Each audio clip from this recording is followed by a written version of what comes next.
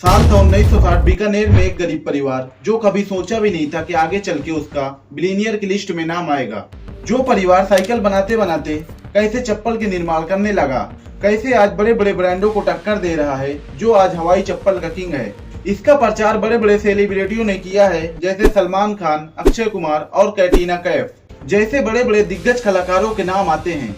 हर बड़ी कंपनियों के पीछे एक छुपा हुआ संघर्ष होता है। इन्हीं कंपनी में से एक कंपनी है जिसका नाम है रिलैक्सो। आप लोगों ने इस कंपनी की चप्पल जरूर कभी न कभी पहनी होगी।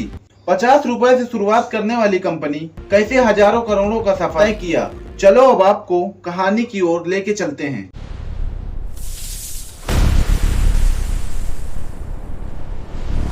बीकानेर में एक गरीब परिवार, जो अपने परिवार के साथ रहते थे, जिनका नाम था प्यारे लाल दुआ। वो अपना काम करके किसी तरह पेट पालते थे, लेकिन एक समय ऐसा आया कि बीकानेर में उन्हें काम न मिलने के कारण दिल्ली आना पड़ा। सन 1947 के बाद जब प्यारे लाल दिल्ली आए तो उनके पास एक ढंग की दुकान लेने के भी पैसे नहीं थे। उन्होंने दिल्ली के शाहदरा इलाके में एक बहुत ही छोटी सी जगह से काम शुरू किया। शुरुआत में वो साइकिल के पुराने टायर और टीप को दोबारा नया बनाते और उन्हें रिपेयर करने का काम करते थे। उस जमाने में नए टायर खरीदना हर किसी की बस की बात नहीं थी, इसलिए लोग उनके पास टायर बनवाने आते थे और कुछ दिन बाद छोटी मोटी रबड़ की चीजें तैयार करते। पुराने टायर को काट कर मजबूत रबड़ की सोल्स बनाते थे। ये सोल्स को मोची खरीदते थे ताकि वो सस्ती चप्पल और जूते बना सके। ये इतने मजबूत होते थे कि पथरीले रास्ते पे भी नहीं घिसते थे। इनके बड़े बेटे रमेश कुमार दुआ 12 साल के थे। वो स्कूल से आते ही सीधा दुकान पर बैठते थे और इनके छोटे बेटे मुकुंद लाल मात्र 9 साल के थे।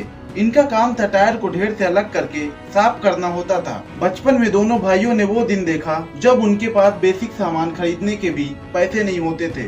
जब ये दोनों भाई स्कूल जाते थे तो लोग उन्हें टायर वाले का लड़का कहकर चिढ़ाते थे। उनके कपड़े से रबड़ और पुराने टायर की बदबू आती थी, जिस वजह से बड़े घरों के लड़के उनसे दोस्ती नहीं करना चाहते थे। उन्हें गरीब और छोटा लोग समझ के हमेशा साइड किया जाता था।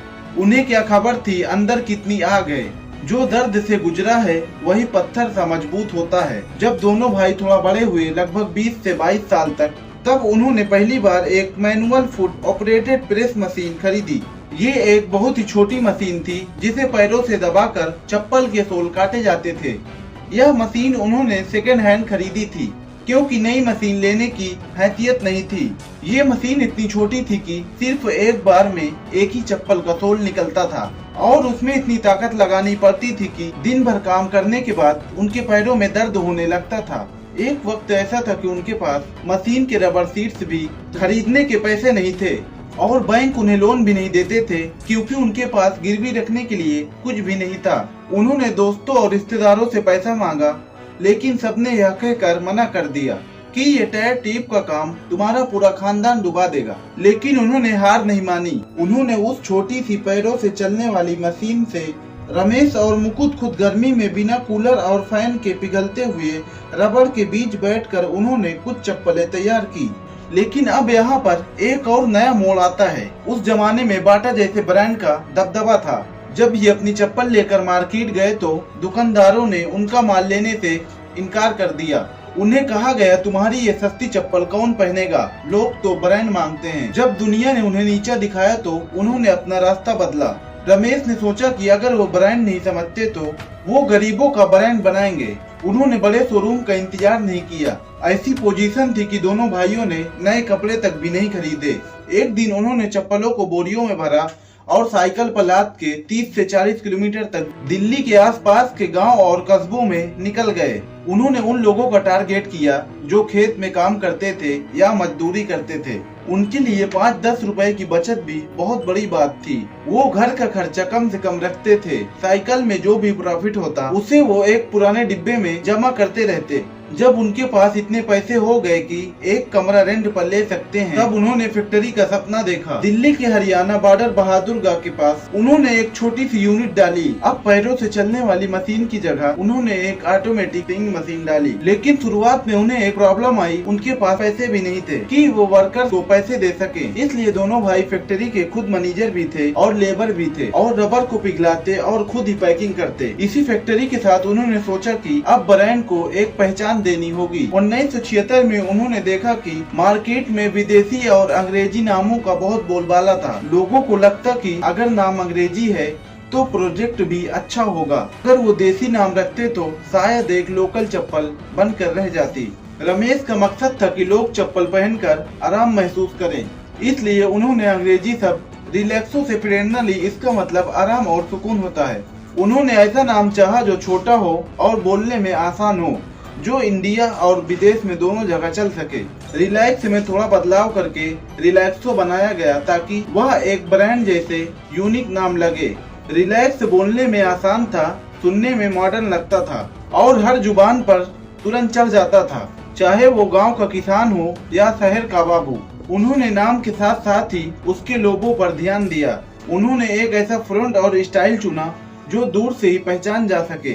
उनका मकसद था कि अगर कोई अनपढ़ आदमी भी दुकान पर जाए तो वो सिर्फ रिलैक्सो का निशान देखकर पहचान जाए कि यह मजबूत चप्पल है। रमेश कहते हैं कि वो शुरू से ही बड़ा सोचते थे। वह सोचते थे कि यह चप्पल विदेश में भी चलेगी। रिलैक्स एक ऐसा नाम था कि जो दुनिया के किसी भी कोने में बोला जा सकता था और समझा जा सकता था। इस नाम में कोई भाषा की रुकावट नहीं थी। जब उन्होंने ये नाम रजिस्टर करवाया तो उनके पास मार्केटिंग के भी पैसे नहीं थे, इसीलिए उन्होंने नाम ऐसा रखा कि उनकी चप्पल खुद ही मार्केटिंग करे। जब कोई पहली बार रिलैक्सो पहनता तो उसे आराम मिलता, तो उसे तुरंत ब्रांड का नाम याद आ जाता, क्योंकि नाम और काम रिलैक्स दोनों एक ही थे। एक वक्त था जब लोग देखकर उन्हें नाक सिकोड़ते थे। आज वही लोग रिलैक्सो के शेयर खरीदने के लिए लाइन लगाते हैं, लेकिन वो अभी भी रुकना नहीं चाहते थे। वो अपने चप्पल को एक नेशनल ब्रांड बनाना चाहते थे। गरीबों की चप्पल की इमेज से निकालकर फैंसेबल ब्रांड बनाना चाहते थे।